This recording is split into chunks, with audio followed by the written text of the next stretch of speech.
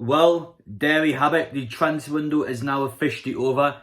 In the space of just 11 months, Newcastle United, alone on players, has spent over £200 million. Bearing in mind, we sold the football club for about £300 million. So we have spent essentially what the club is worth in 11 months already, which is just ridiculous. But anyway though, welcome back to the channel, guys. I am here today to react to everything. So the window as a whole, Eddie Howe today in his press conference has came out and stated that it wasn't a perfect window. So I'm also here as well to kind of talk about the negatives to it and just give you an overall view on what my thoughts were on the transfer window. Now, obviously, if we compare this to any other window, it's a 10 out of 10. But that's not who we are anymore. We are no longer like Newcastle United 1 year ago where we only cared about survival. We had no ambition. We just played for the sake of playing. We didn't play to just stride anywhere. We never wanted to be better. We just wanted to play the bare minimum and just to stay up every season. We never wanted to progress. But under this team now, bear in mind we've got Dan Ashworth and we've got Darren Eels, and it wasn't just the player side of things in this window. But Newcastle had a very successful time of bringing 4 new players for about £120 million. So we spent a lot of money. That is our most expensive window in club history. But yes, if you're new around here, make sure you get down and hit that subscribe button. The window may be over, but the content is certainly not over. There's plenty more things going on with this football club. And as well as that, you can also get down there, smash the like button. Question of the day. Now, this is, of course, opinionated. So if you disagree with what I say, that is fine. In the comment section down below, out of 10, let me know how you think this transfer window has went. So out of 10, 1 being terrible, 10 being the best it possibly can be. So let me know your thoughts down below on that. And without further ado, let's get into it. The first major obstacle Newcastle faced going into this transfer window was the current squad. We had far too many players still at a club that were brought in to take this team from the Championship to the Premier League. All the players we had are great servants to the club and they did what they needed to do. However though, it's 2022 now. We were in the Premier League for 5 seasons and a lot of those players were still here. They were going further and further and further down the pecking order. A lot of them had long-term contracts from Mike Ashley. A guy like Dwight Gale, for example, he still had 2 more years at the club, £40,000 a week for a player that wasn't playing. That was a massive problem Dan Ashworth had because we couldn't bring players in due to the size of the 25-man squad. There were players in there that they weren't playing and they were just taking up space and they were wasting our wage bill. It was just a nightmare. So Isaac Kane, he was the first player that went. He went to Norwich on a loan deal. Kieran Clark has went to Sheffield United on a loan deal, but his contract expires at the end of the season, so he will be gone. Dwight Gale went on a permanent for £0 to Stoke City. Now, to be fair, as I said before, his contract, you can't get any money for these players anymore. A problem with Gale we had is that we could have sold him years ago when we would have got a good value for him. But now, time has ticked on by and his value has just went further and further and further down. So that was another problem we had. So he's went out the window. Jeff Hendrick has went out on loan to Reading.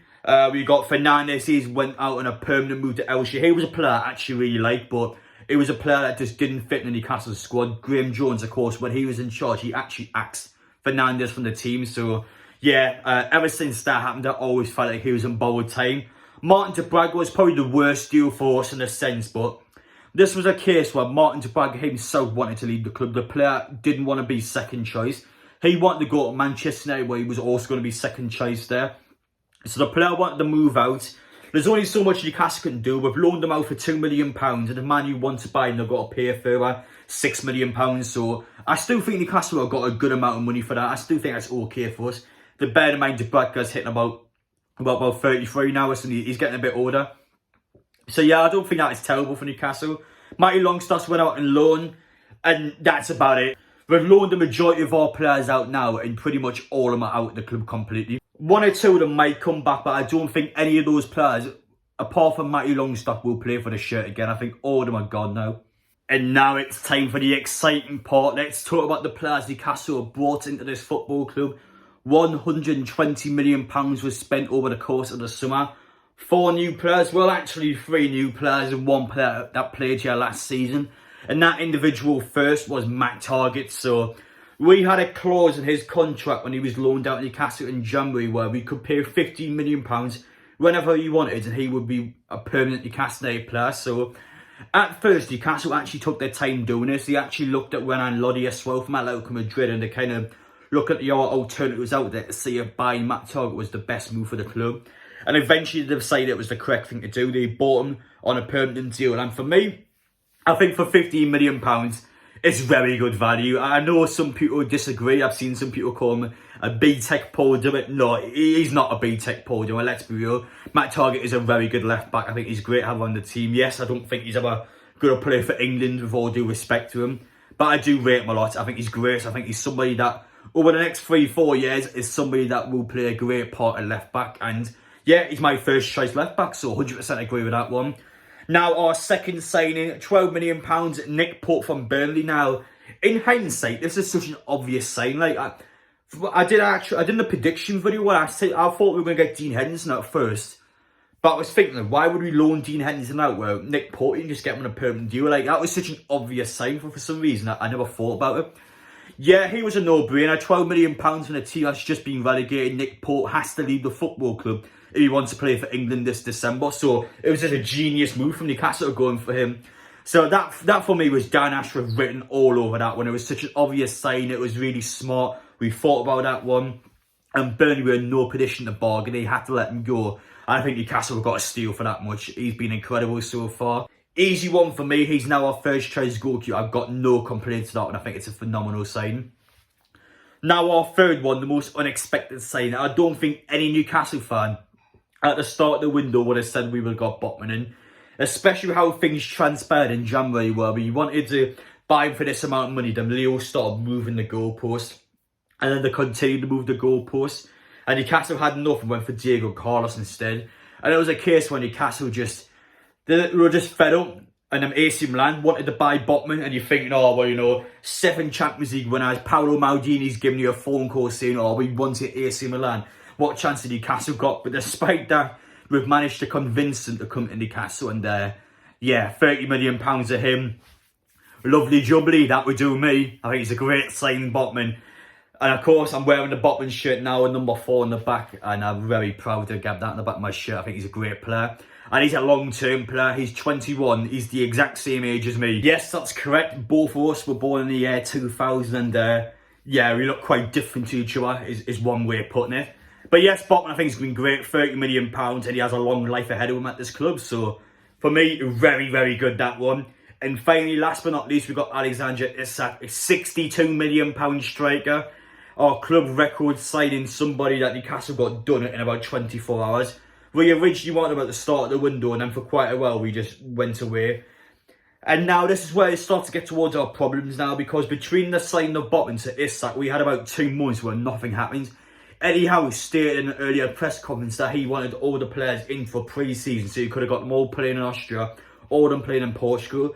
But Isak, as a result, didn't get that experience away. Now, to be fair to him, he's a phenomenal player anyway, so it's not going to affect him so much. But that was one problem Newcastle had. We wanted Ekitike in. We didn't get him. We then wanted James Maddison in. We didn't get him. We then wanted João Pedro in. We also didn't get him. And then eventually that's led us to Isak. So we had a lot of bumps over the transfer window. And I think it was a good 2-month spell where nothing was going on. And fans, as a result, were getting a bit frustrated. So I think that's probably when we are at our worst. I still can't criticise the owners because behind the scenes they were trying so hard. And they were looking for the right deals to get done. But I think that spell in general, that was probably the biggest negative, I would say, at the transfer window. And I also think not utilising the loan market was quite important. In deadline day, Eddie Howe said that we try to get a couple of players, but the Premier League teams are working against us. They don't want to work with us. So Eddie Howe was saying how frustrating that was. But I think not utilising the loan market can be a mistake for us.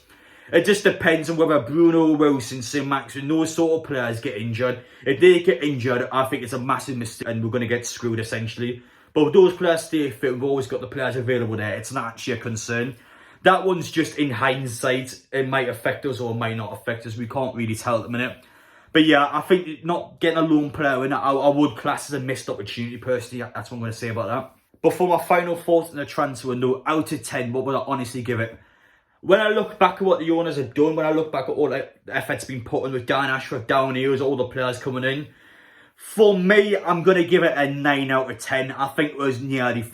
For me, a 10 out of 10 is flawless, and it wasn't flawless, was it? So it has to be a 9 for me. Personally, some people might have different expectations than that. But as I said in the intro, we are not that Newcastle United a year ago when we were only signing Joe Willock. We are completely different now. We've got a different mindset, different mentality. We've got different ambitions. We've got different projections. So I've got to judge this transfer window differently how I did in the past. So for me, it's a 9 out of 10. It was nearly perfect. I think if we signed between 5 to 6 players, I might have given it a 10. That's probably my biggest kind of problem. We got 4 very good players, but I'm almost being greedy how we didn't get more. I think our bench is terrible. I'm going to be honest. It's going to take us a couple of years to work around it, but I think the squad depth and the players are bringing off the bench, it's just not what we need going forward. It's one of those ones where it's going to take a couple of seasons. We can't completely transform the club in 2 transfer windows. It's not going to happen. So yeah, that would take 1 or 2 more years and we get where we need to be. But yes, I say a 9 out of 10. I thought it was a very good window. But anyway, guys, let me know your thoughts down in the comment section. What do you think about Newcastle's transfer window? Exciting times are ahead for sure. You should be excited.